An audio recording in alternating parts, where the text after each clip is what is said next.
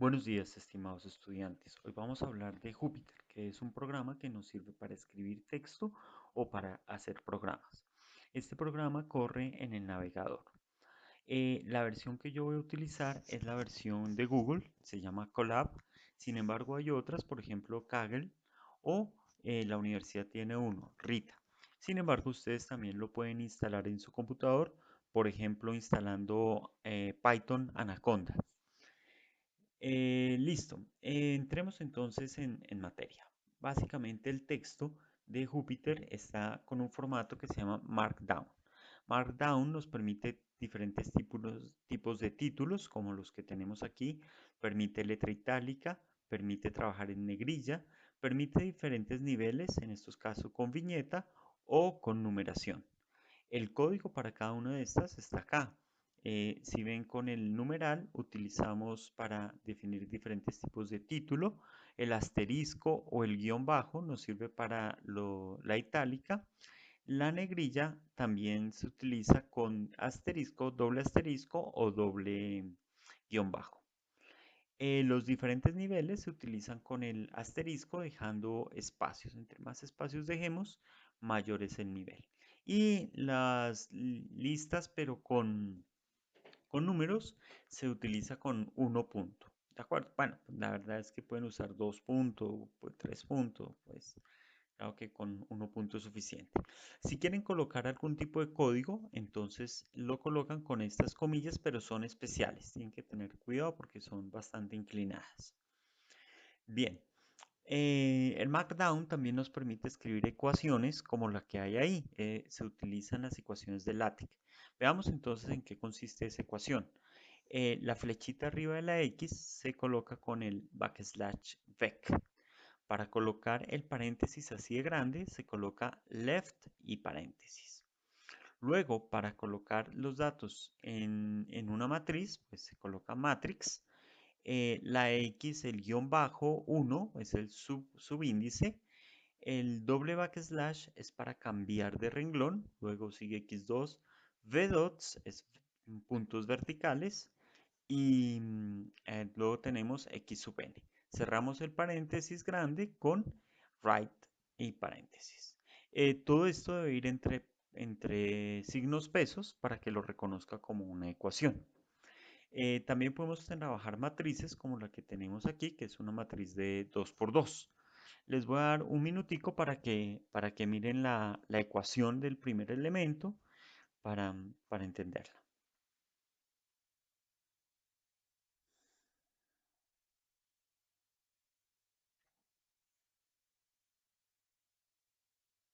Listo. Bueno, aquí tenemos la letra A, luego viene left, el corchete de la izquierda, y matrix. La matrix nos permite organizar elementos en una matriz. El primer elemento entonces está definido por esta parte que está aquí. Bien, básicamente entonces lo que dice es que va a armar un fraccionario, el numerador es 1 y el denominador es la raíz cuadrada de 1 menos otro fraccionario cuyo numerador es 1 y el denominador es e a la x. Entonces observemos que el exponente se utiliza con ese sombrerito. El ampersand sirve para cambiar de columna. Entonces luego sigue el 11. Observe cómo ese 11 está centrado con respecto a la línea de la primera división, es decir, que queda bien ubicado.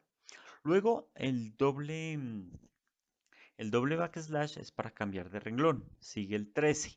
El 13 también está centrado horizontalmente con respecto al dato de arriba. Y después sigue un número que no es pi. Listo. Ese número entonces también está centrado con respecto a los otros dos, el de arriba y el de la izquierda. Luego tenemos que cerrar nuestro corchete. Pues ya sabemos cómo cerrarlo, que es right y se cierra corchete. Pesos para indicar que termina la ecuación. Observe la matriz que tenemos abajo. Los mismos valores, pero hay una pequeña diferencia en la disposición de los elementos. No están centrados verticalmente ni el 11 ni el número que no es pi. Veamos cuál es la diferencia. Entonces, se coloca left, abrimos el corchete, luego hablamos de nuestra matriz, pero aquí creamos otra matriz. En esta matriz simplemente vamos a colocar dos elementos. Nuestra fracción complicada, después cambiamos renglón y el 13, es decir, que colocamos la primera columna. Luego el ampersand para cambiar de columna y colocamos ahora nuestra segunda columna, que es el 11 y el número que no es pi. Luego cerramos nuestro corchete. Esta forma se facilita de escribir cuando tenemos los números como vectores. En algunos casos que vamos a trabajar es útil usarlo. Sin embargo, esto sería inaceptable si se va a presentar a un paper o una publicación. Ahí sí toca de la manera que se escribió antes. Perfecto. Listo. Eh, en Júpiter también nos permite escribir código. Vamos a hablar sobre el código que se escribe en Júpiter. Lo primero es que vamos a hablar sobre los datos. Tenemos los números enteros y una representación de los números reales. Entonces, para diferenciarlos de los enteros, le colocamos el punto. Vemos como el 0, el 1 y el -2 se diferencian. Listo, acá también hay otra forma de notarlos que es con la notación exponencial. Esta E significa por 10 ala. Y el otro caso sería 6 dividido 2. Ambos son enteros, la idea es que nos da 3, pero aquí podemos ver cómo ese 3 es un 3 de punto flotante. Así nos vamos a referir a la notación de los números reales. Listo. También en Python podemos definir eh, rutinas. En este caso vamos a definir una rutina de valor absoluto. Vamos a definir cómo está con esta definición que es como un poquito exagerada. Listo. Aquí entonces definimos valor absoluto. Si A es mayor que 0, entonces retorna A. Si A es 0, entonces retorna 0. Si A es 0, retorna 0. Y para los demás casos, retorna menos A. Listo. Entonces vemos cómo la definición es muy parecida a la definición matemática en este caso. Pues no siempre va a ser así. Ahora podemos calcular el valor absoluto de un número real, de un número entero, también devuelve un número entero. Listo. Vamos ahora a ver otros dos elementos que se usan en Python para modelar los vectores. La tupla se colocan los números separados por coma y entre paréntesis. En la lista se colocan también los números separados por coma, pero con corchetes. Veamos una cosa, por ejemplo, para poder ver un número, ya sea en una tupla o en una lista, utilizamos los corchetes con el subíndice. En este caso, los subíndices comienzan desde 0, entonces el subíndice 2 corresponde al número 35. Pero vamos ahora a tratar de cambiar el elemento 2 de la tupla. Voy a quitarle los comentarios aquí y ejecutamos esta celda. Bueno, en este caso es necesario iniciar en sesión en Google para que puedan, bueno, no la voy a iniciar para poder continuar con la presentación, pero él genera un error porque las tuplas no dejan cambiar los valores. Pero si hacemos lo mismo con una lista, recuerden que la lista utiliza los corchetes. Entonces, si hacemos lo mismo con una lista, el ítem 2, pues bueno, es 35, pero al quererlo cambiar, lo podemos cambiar por 33, se deja cambiar sin ningún problema. Entonces, las tuplas no permiten cambiar, son más eficientes. Las listas son un poquito más demoradas, pero permiten cambiarse. La función len nos permite conocer la cantidad de elementos que tiene la tupla o la lista. Entonces, en este caso, esta lista tiene 7 elementos y esta tupla tiene 5 elementos. La función range nos permite generar una lista o una tupla de una cantidad de elementos. Por ejemplo, range 3 genera una lista, list range 3 genera la lista de 3 elementos. En este caso vamos a generar una tupla de 10 elementos. Recuerden que empiezan desde 0 hasta 9. Listo. Si usted, hay formas de que empiece desde otro número y los pasos no vayan de uno en uno, pero pues ya les queda a ustedes pues si quieren averiguar más al respecto. Vamos a hacer ahora una rutina. Esta rutina lo que va a hacer es calcular el promedio de los elementos de un vector. Entonces, aquí está la fórmula 1 sobre el número de elementos por la sumatoria de los elementos. En este caso hay unas celdas ocultas, entonces le hacemos clic ahí y podemos ver el código. Entonces, aquí comienza. Vamos a definir la rutina. Vamos a hacer dos rutinas. Esta se llama promedio 1 y el parámetro son el vector de números. Vamos a tener un acumulador que nos va a llevar las sumas parciales, comienza desde 0. Luego, aquí viene digamos, lo interesante de Python. No sé si los lenguajes que ustedes han trabajado utilizan lo mismo. Entonces, vamos a decir que número es un solo número del vector que entró, que es números. Y lo va a tomar en orden. Entonces va a empezar la iteración. Primero tomará el primer vector, después en la siguiente iteración el segundo, hasta que termine. Cuando termine la iteración, sale el ciclo for.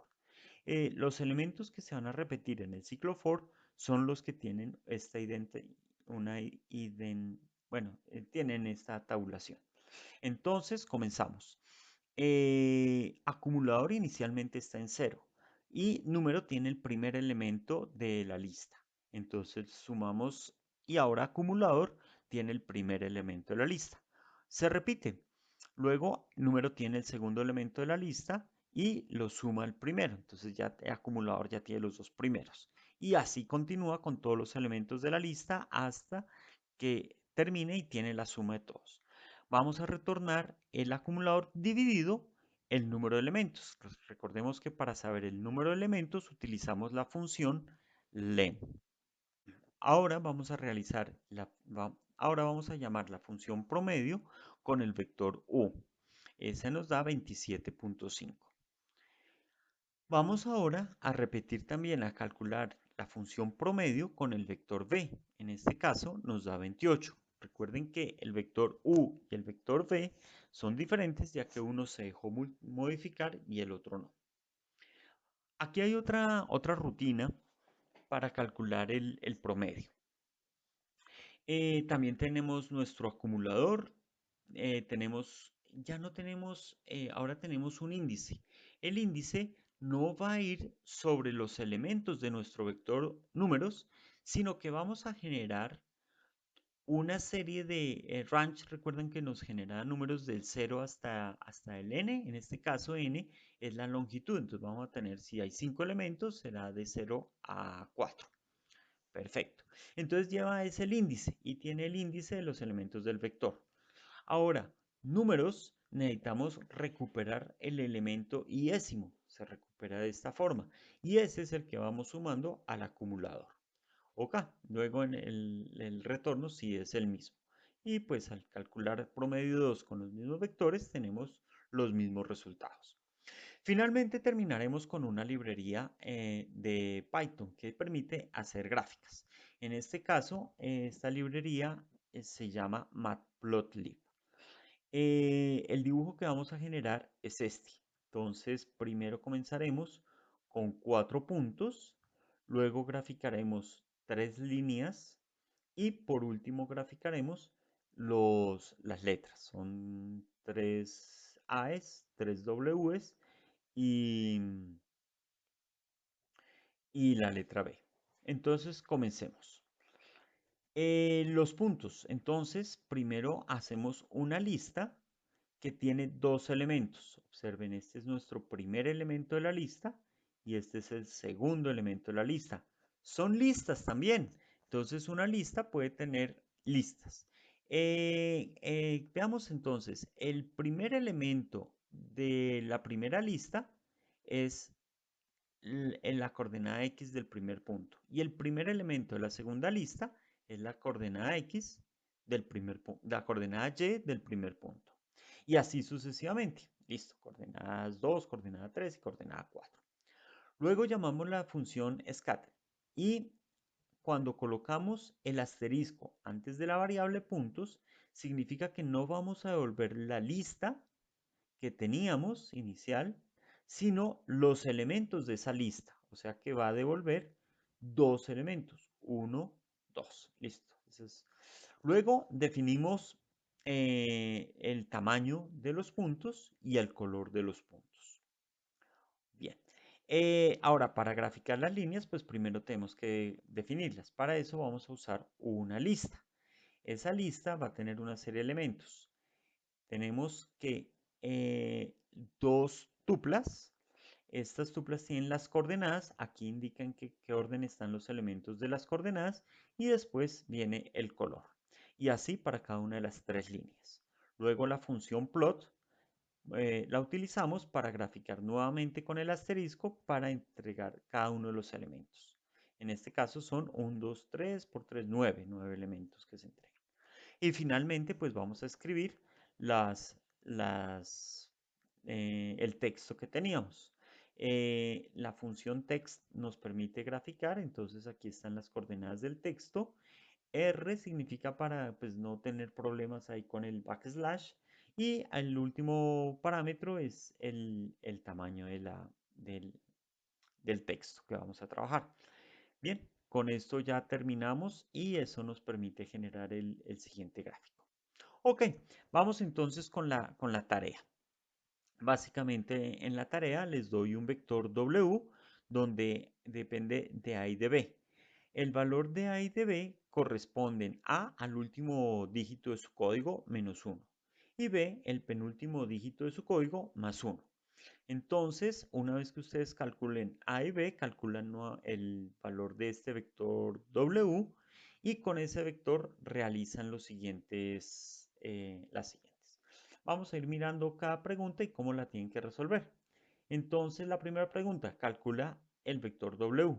Entonces, las respuestas las deben colocar en celdas de código.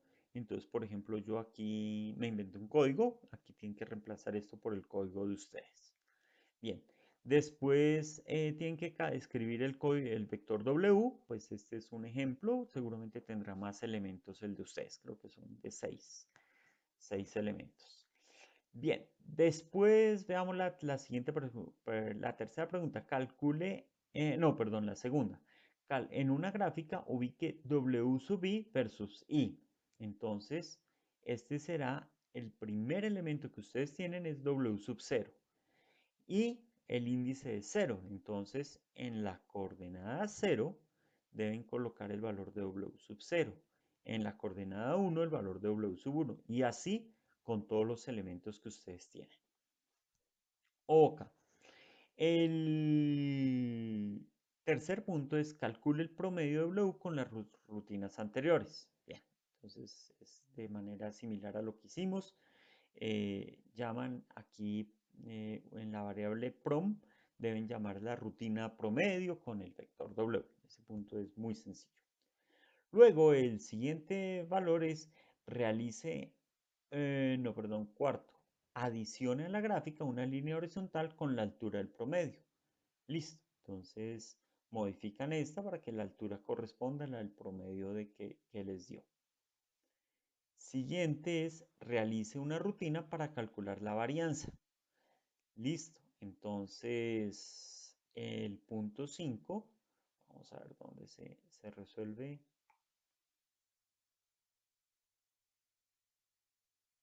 Acá. Entonces el punto 5 deben definir una rutina, pues aquí donde están los puntos suspensivos deben colocar y reemplazar este 1. Pues ustedes devolverán el valor que corresponde. Veamos entonces el punto 6 que sigue. El punto 6 dice, calcule la varianza del vector W. Entonces aquí tendremos una variable que se llama var y esa var la van a colocar pues con el resultado de la rutina que ustedes hicieron. Séptimo, adicione a la gráfica dos líneas horizontales, una a la altura del promedio más la varianza y otra a la altura del promedio menos la varianza. Pues listo, ahí sí ya les dejé el espacio, pues aquí está, en este punto hacen la gráfica del punto 7 y veamos el punto 8. Interprete gráficamente qué es el promedio y qué es la varianza. Entonces en el punto 8 ustedes deben hacer sus comentarios.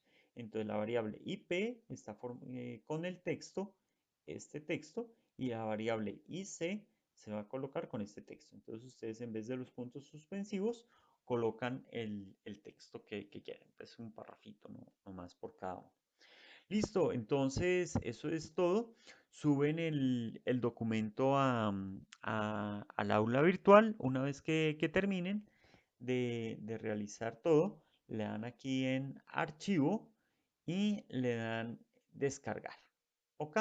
Pero para poder editar y para poder hacer los cambios, deben grabar antes en Google Drive. Pues lo que yo hago. Entonces ustedes inician sesión con su cuenta de Google, puede ser la de la universidad, y le dan aquí guardar una copia en Drive. Y una vez que eso está grabado en Drive, entonces ya le pueden dar descargar. Y, bueno, no, pues ya que está en Drive, ya lo pueden editar. Cuando terminen de editarlo, le pueden dar descargar y ese archivo IPYNB es el que van a subir al aula virtual. Bueno, eso es todo por hoy. Cualquier pregunta, entonces pueden hacerlo durante clase ahí por el chat, o si no, entonces por correo electrónico. Hasta luego.